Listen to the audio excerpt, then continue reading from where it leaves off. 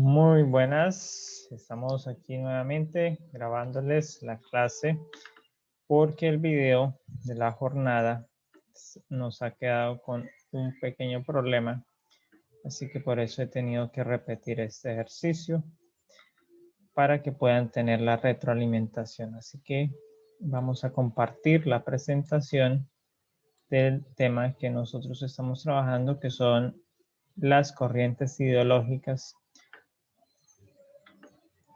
y artísticas que modificaron pues la temática. En este tema nosotros hemos trabajado, si vamos aquí a nuestro Classroom, podemos tener entonces en cuenta que estuvimos trabajando lo que tenía que ver con el plan de gobierno y ustedes tienen para entregar su plan, su propuesta, su proyecto de gobierno para iniciar el proceso de campaña electoral. Y aquí tenemos entonces ahora el tema de las corrientes ideológicas y artísticas del siglo XX. Sin embargo, necesitamos repasarlas del siglo XIX y ustedes realizarán un trabajo con la teoría del siglo XX para apropiarse de ese conocimiento. Así que vamos a ir entonces ahora sí a la presentación sin más para revisar los contenidos de estas corrientes ideológicas.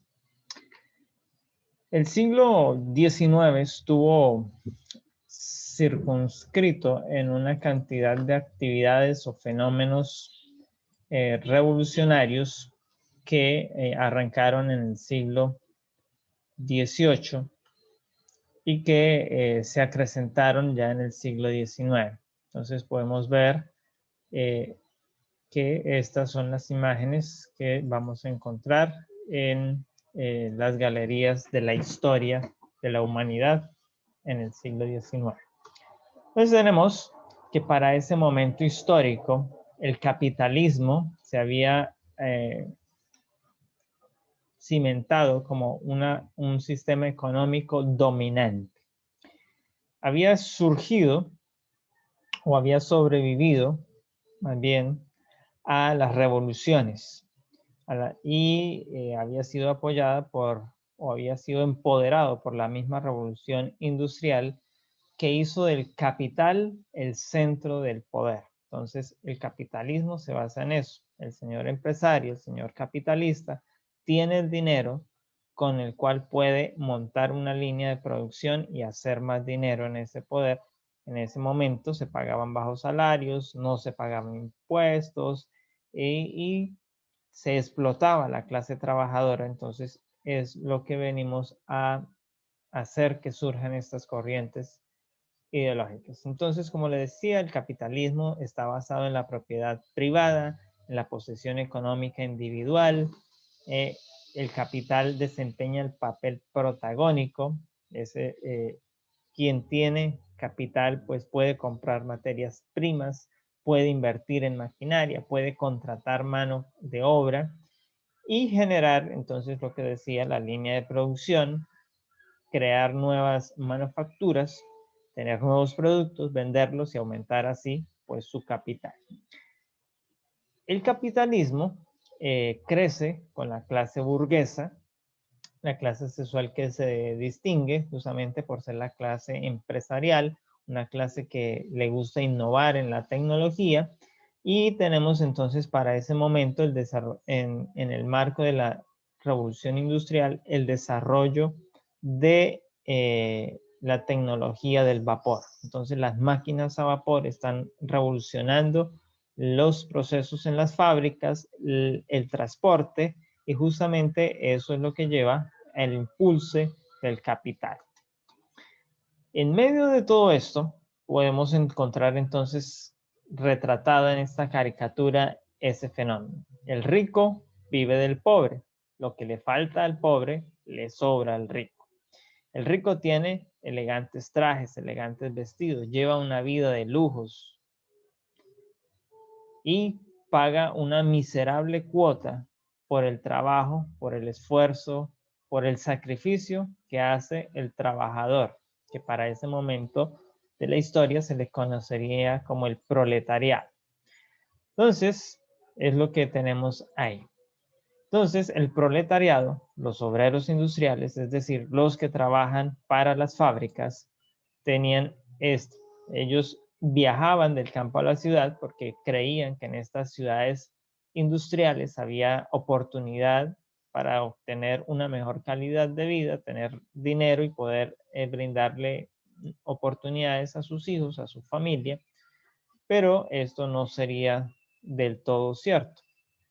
Entonces, esa automatización de la actividad productiva, la producción en cadena, la producción a escala, llevaría también a reducir empleados, pero también entonces tenían por el otro lado las largas jornadas laborales. Sabemos que en Colombia la jornada laboral actual es de 8 horas al día. Para aquel momento era 14 horas. Para quienes hoy les parece extenuante una jornada de 8 horas, imagínense lo que sería entonces 14 horas. Es decir, si inicias a las 6 de la mañana a trabajar, saldrías a las 8 de la noche. 14 horas de corrido de trabajo. Por lo tanto, no tendría casi ni tiempo para alimentarse o hacer sus necesidades personales, porque había una estricta disciplina laboral. Por eso era por eso es que surgen todas estas fuerzas opositoras contradictorias o que critican o que señalan a esta línea. Lo anterior entonces se veía compensado en retribuciones económicas adecuadas y eso generaría entonces una tranquilidad, pero en ese momento la historia no se veía compensado tanto trabajo, tanto sacrificio, tanta entrega, no habían seguros, no había trabajo infantil, es decir, era tal la situación para la familia que los hijos tenían que ir a trabajar, tenían que dejar de ir a la escuela porque no tenían el tiempo. Entonces ahí estaban. Esas duras condiciones son las que hacen que los hogares, que la familia tengan una pésima salud, tengan una mala higiene, tengan poca educación y entonces pues son lo que da cimiento a estas nuevas corrientes ideológicas que surgen de las clases sociales. Entonces, de la burguesía sale el nacionalismo y sale el liberalismo, que están basadas en la teoría de Adam Smith, que es La riqueza de las naciones, la obra donde se compila pues todo lo que tiene que ver con estos. Y del lado del proletariado, es decir, de la clase trabajadora, surge el socialismo utópico, el socialismo cristiano y el marxismo y anarquismo. Estos son como los extremos, los polos opuestos. Entonces, en Colombia diríamos la derecha, representado por los burgueses, por la élite gobernante, y del otro lado, pues, estaría la clase trabajadora, el campesinado, que se reuniría también en diferentes partidos según nuestra tradición política. Entonces, se estaría representando básicamente, si estos son la derecha, estos representarían la izquierda, como generalmente se les conoce a los que van pues con las líneas socialistas y comunistas, que están justamente pues basadas en muchos de los contextos del manifiesto comunista de Carlos Marx de 1848, que está enmarcado justamente en la segunda revolución liberal que hay en Francia, que es para esta fecha. Entonces, el señor Adam Smith, que apoya el liberalismo, recuerde que hay, entonces se nos dice que hay una participación del Estado en su resolución y la falta de protección y legislación social, la crisis moral de la oligarquía dirigente, y por esto proponían una mayor injerencia del Estado en la regulación económica social por medio de las leyes. Y Chile es uno de los primeros repúblicas latinoamericanas que implementa este modelo y como empezó a triunfar, pues se le vendió al resto de Latinoamérica como el país a seguir, a aplicar liberalismo.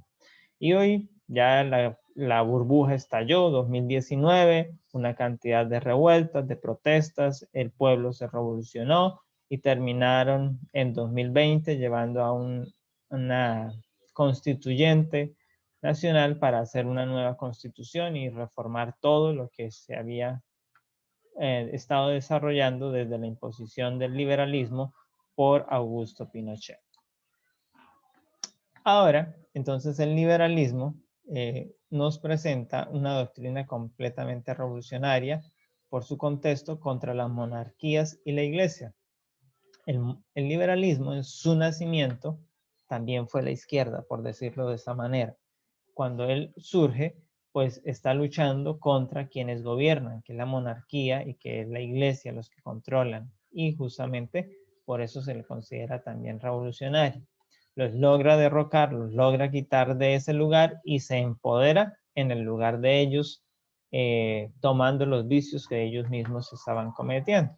Entonces, hay tres vertientes del liberalismo. Está el liberalismo social, que tiene ideas, que acepta, que abraza algunas de las ideas de los socialistas, y por eso entonces lo llamamos liberalismo social, y que entonces está en favor de la sociedad de clases, donde cada estrato social se define según la riqueza. Entonces, clase baja, los pobres, clase estrato 1, estrato 2, estrato 3, estrato 4, estrato 5. Entonces está la clase baja, que son los estratos 1, 2 y 3, la clase media, que son los estratos 4 y 5, y la clase alta, que son los estratos 6, 7 u 8, como llegan a existir aquí en Colombia. El liberalismo económico, entonces, es la libertad que se basa para abrir los mercados y en este contexto de la globalización, entonces, compartir recursos en diferentes mercados.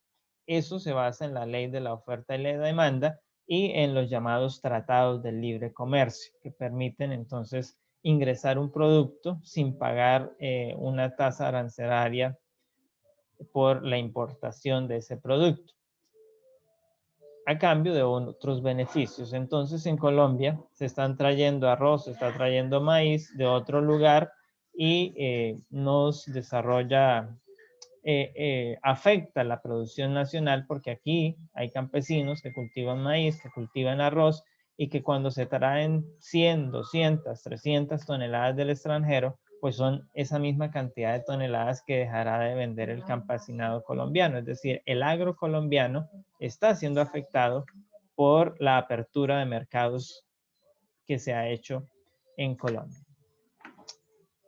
El liberalismo político, que es la línea desarrollada para la línea de política que se lleva en Colombia, entonces el Estado de Derecho, la división de poderes, rama judicial, rama legislativa, rama ejecutiva, la división de márgenes de división política, lo que divide entre liberales, conservadores o liberales radicales, es decir, derecha, izquierda y centro. De ese lado, eso es por el lado del liberalismo. Del otro lado, del lado del comunismo, del socialismo, de la izquierda, entonces tenemos también el llamado socialismo utópico. Este es uno donde se considera que todo es maravilloso, podríamos decir que es el paraíso, todos podemos vivir, compartir, y está basado en los postulados de Robert Owen. Robert Owen era un empresario, un dueño de fábricas y de fábricas de textileras que producían hilo, telas, trabajaban con esto, y él vio que sus trabajadores estaban teniendo condiciones inadecuadas de vida. Entonces él decidió que había que mejorarle esas condiciones, pagarles un mejor salario, creó una escuela para que los niños de sus trabajadores se subiesen en esa escuela, creó un barrio alrededor de las fábricas para que viviesen allí los trabajadores y tuvieran una mejor condición de vida que vivir por allá en los límites extremos de una ciudad, en una invasión, en un cinturón de miseria. Así que de esa manera aplicó las condiciones del socialismo, sus ideas, para mejorar la condición de vida de quienes eran sus trabajadores. ahí empieza una revolución grande a nivel de los trabajadores, porque los trabajadores empiezan a tener derechos y justamente eso se debe a eso. Así que al socialismo utópico le debemos mucho de los derechos que hoy tienen los trabajadores o de lo que los trabajadores gozamos. Entonces él creía en esa sociedad ideal, perfecta, en la que el ser humano puede vivir en paz, en armonía, que todos son iguales. Sus metas eran alcanzar mediante una simple voluntad de los hombres, es decir, los empresarios, si tuvieran voluntad, podrían mejorar la condición de sus trabajadores. En el caso de Colombia, podríamos decir, si los empresarios de Colombia tuvieran voluntad, podría haber un mayor aumento en el salario mínimo del trabajador para colombiano, cosa que lo podemos ver en uno de los empresarios barranquilleros que así lo dejó de manifiesto, Tecnoplas, el líder de Tecnoplas. Él dice, en Colombia se pueden pagar mejores salarios, nosotros los empresarios podemos hacerlo y tendríamos el deber moral de hacerlo. Sin embargo, pues las otras líneas de la política, de la economía que están enmarcadas en ese liberalismo de derecha, pues impiden que eso se pueda realizar. Pusieron al descubierto y denunciaron los perniciosos efectos del capitalismo, ¿ya? Porque el capitalismo tiene consecuencias, genera desigualdad y genera injusticia. Entonces emprendieron diversos planes para aplicar con sus trabajadores la solidaridad, la filantropía, es decir, crear hospitales, crear escuelas, eso es filantropía. Solidaridad es compartir con otros lo que yo tengo. Entonces, en el caso de Robert Owen, lo que hizo fue darles calidad de vida, brindarles una habitación, una casa, y allí podríamos decir que empezaron entonces los programas de vivienda social que hoy desarrolla el gobierno. Dice el gobierno, vamos a hacer tantas casas de inversión social y se las vamos a dar a los menos favorecidos, a las madres cabezas de familia, a los que no tienen vivienda para que puedan tener algo.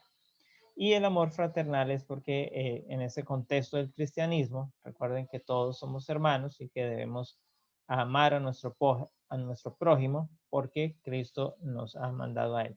Y en esa línea entonces surge la segunda línea del socialismo, el socialismo cristiano. Este es un partido que nace directamente por una encíclica del Papa de la Santa Sede, el Papa León XIII en 1891, coloca la encíclica Rerum Novarum, que proclama entonces los principios del socialismo cristiano y que es uno de los partidos bien ponderados o bien reconocidos en Europa. Por ejemplo, la primer ministra alemana pertenece al Partido Social Cristiano de Alemania y hemos visto que ha sido una funcionaria que ha podido dirigir una de las potencias a nivel económico, a nivel político de la Unión Europea y del mundo, porque es una de las 7 del G7. Entonces aquí tenemos la doctrina, sale de la Iglesia Católica y se implementa. Postula entonces una justicia social, habla de la conveniencia armónica entre las clases sociales y dispone que el Estado debe dictar leyes que protejan a los trabajadores del abuso de los patrones. Es lo que dispone entonces esta doctrina. De allí pasamos ya a la llamada ultraizquierda, a la extrema izquierda. Ya hablamos del socialismo en calidad de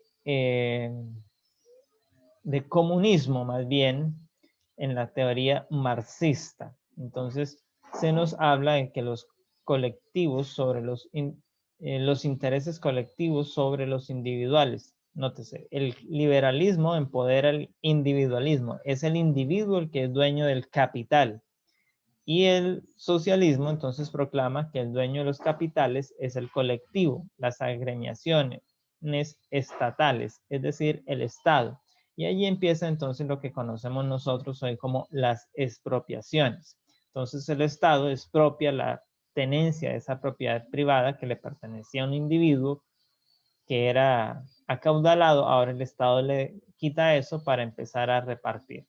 Entonces el comunismo A partir del mismo diagnóstico de los socialistas hicieron sobre los problemas de la sociedad, la corriente comunista postula que para resolverlos era necesario la instauración de unas clases, de una sociedad sin clases y sin propiedad privada, la sociedad comunista, donde lo podemos ver en el caso aquí de Cuba y de Venezuela, que han aplicado eso. China también tiene un modelo en la Unión Europea, perdón, la Unión Rusa, lo que hoy es Rusia, que antes fue la Unión de Repúblicas Socialistas Soviéticas, aplicaron un modelo comunista y aunque hoy el Partido Comunista pueda ser el que sigue gobernando, ya la nación aplica modelos más liberales que comunistas para el desarrollo empresarial, para el desarrollo de sus economías. Así que, y otros países europeos del norte, pues también empezaron con la línea socialista, pero hoy están en la línea del socialismo que progresa. Entonces, hacia allí han ido girando. Entonces, viene el tema de las dictaduras del proletariado. Entonces, el Estado temporalmente se apropia de los medios de producción, de las empresas, las expropia.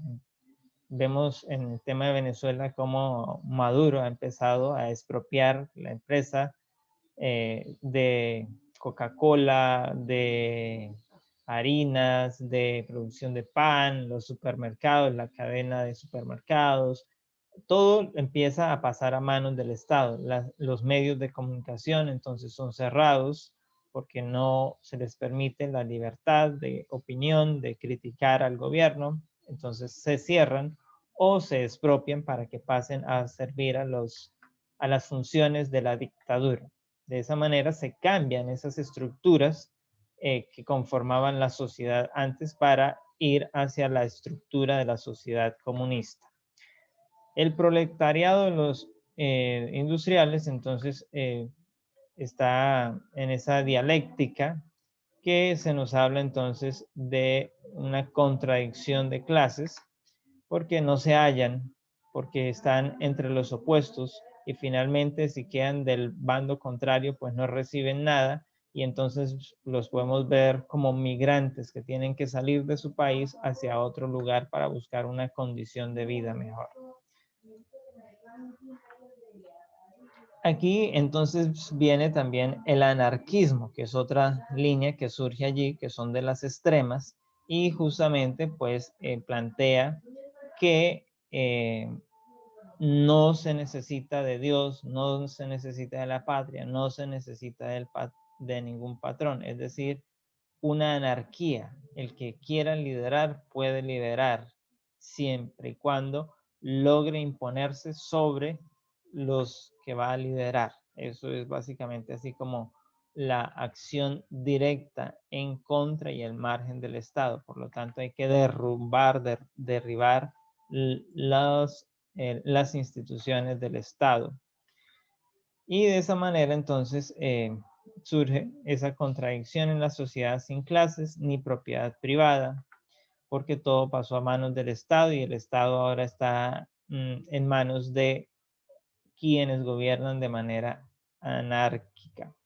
Es decir, hacen lo que quieren y nadie les puede poner freno. Y de esa manera entonces tenemos que el anarquismo y el marxismo son como dos líneas hermanas que tienen un mismo fin, destruir, conquistar el Estado, la autoridad, el poder, y es instaurar una dictadura sobre el pueblo, el proletariado, el trabajador. Así entonces tenemos esta línea de tiempo donde se nos enmarcan lo que serían las revoluciones del siglo XIX, enmarcadas justamente con todo este contexto de estas ideologías. Entonces podemos arrancar con las revoluciones liberales que empiezan en España, Italia, Portugal, en Holanda, Francia, Bélgica y Polonia en 1830. Para la década de 1840 entonces ya tenemos que se organiza la Asociación Nacional Cartista, que lucha por el sufragio universal y la reivindicación de laborales, y entonces aquí tenemos también que esta organización logra conseguir derechos para los trabajadores, derechos para los ciudadanos. Entonces hay cosas buenas dentro de esas revoluciones.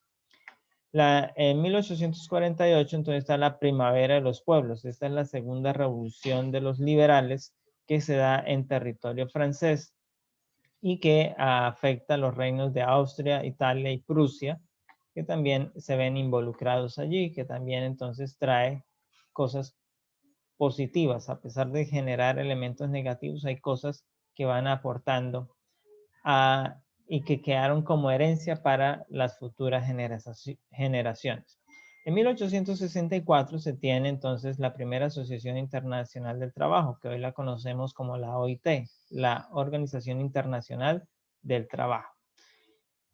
En 1800, y que vela justamente pues por los derechos de los trabajadores. En 1886 se tiene un 1 de mayo, la huelga de los general de los trabajadores en Chicago, al igual que en otros 1 de mayo ocurrieron eventos similares.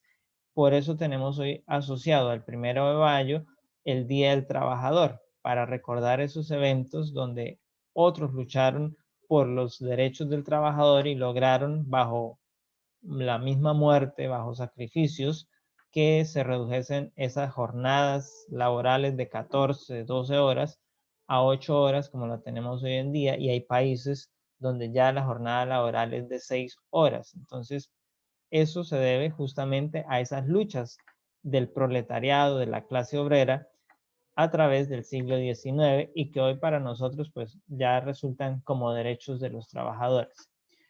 En 1889 se tiene la Segunda Internacional de Trabajadores, el triunfo de la línea del socialismo reformista, que empieza a cambiar, y aquí tenemos entonces la inserción del socialismo en Latinoamérica, y es cuando empiezan las revoluciones aquí en Latinoamérica del grito, en los primeros movimientos del socialismo, que empiezan con las organizaciones de los trabajadores, con los primeros partidos socialistas que abrazan esas ideas, estos surgen de la separación de los mismos liberales que hasta ese momento habían venido defendiendo la causa social, pero que ahora se separan de ese partido para consolidarse con la línea socialista, con los partidos de los trabajadores. Y posteriormente, pues tenemos en el mismo contexto, entonces, el extremo del socialismo, que es el comunismo, instaurado en América, empezando por Cuba, y varios líderes latinoamericanos que abrazan estas filosofías y las instauran en varias naciones. Entonces tenemos un periodo de dictaduras en Latinoamérica, como lo veíamos el año pasado cuando veíamos las dictaduras latinoamericanas. En 1891 entonces tenemos lo que decíamos, la misma Santa Sede, el Papa promulga la encíclica Rerum Novarum, que promueve la doctrina social cristiana e instaura ese partido como un partido, como una ideología de gobierno, y se desarrolla. Y como les digo, pues hoy tiene representación en los gobiernos europeos. Y está el caso de Chile con la masacre de Santa María de Iquiar. Les recuerdo que Chile es el primer país latinoamericano que imprime entonces el modelo liberal, y que aún bajo una dictadura, la dictadura de Augusto Pinochet, se imprime las ideas liberales para colocar un sistema político y de gobierno en ese país, y que se vendió, aun cuando Pinochet fue una dictadura, se vendió para el resto de Latinoamérica como el modelo a seguir. Y entonces ya les decía, 2019 explota esa burbuja, los chilenos se cansan, se lanzan a la calle, protestan 2, 3 meses de protestas, llevan al colapso al país en términos económicos, y la clase política tiene que ceder, tiene que sentarse a negociar.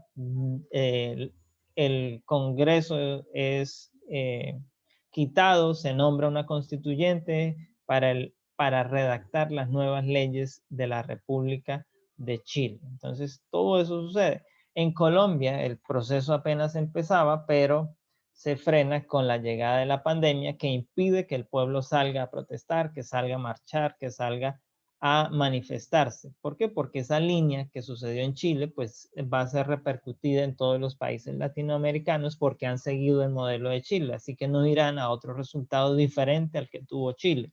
El resultado será exactamente el mismo porque hemos copiado el modelo. Y si el modelo ejemplo dio ese resultado, pues es natural que todos los que copiamos el modelo tengamos el mismo resultado. Entonces, tarde que temprano, la pandemia va a terminar y lo que ha hecho la pandemia es acrecentar la crisis política, la crisis económica de la región y ciertamente cuando el pueblo pueda salir, pues se va a ir a la protesta, se va a ir a la calle y vamos a tener entonces otros procesos de revoluciones, pero ya no estaremos hablando del siglo XIX, sino del siglo XXI. En el otro ejercicio, entonces vayamos aquí al Classroom para explicarles. Entonces, para realizar el otro ejercicio, les he dejado el documento de las corrientes ideológicas del siglo XX para que lo revisen y lo esquematicen. Ese van a leer el documento, van a leer las ideas que están allí y ustedes van a crear un mapa mental con las ideas, con los contenidos que están allí. Para hacer ese mapa mental pueden usar uno de estos dos programas, de estos dos softwares en línea que les permite crear esos mapas mentales para cumplir entonces con la tarea.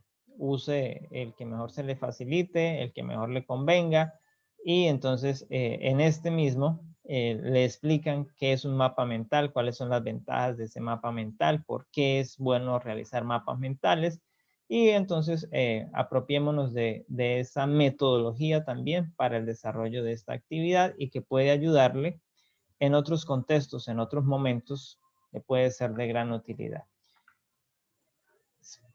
Gracias por haber participado. Que tengan un feliz día.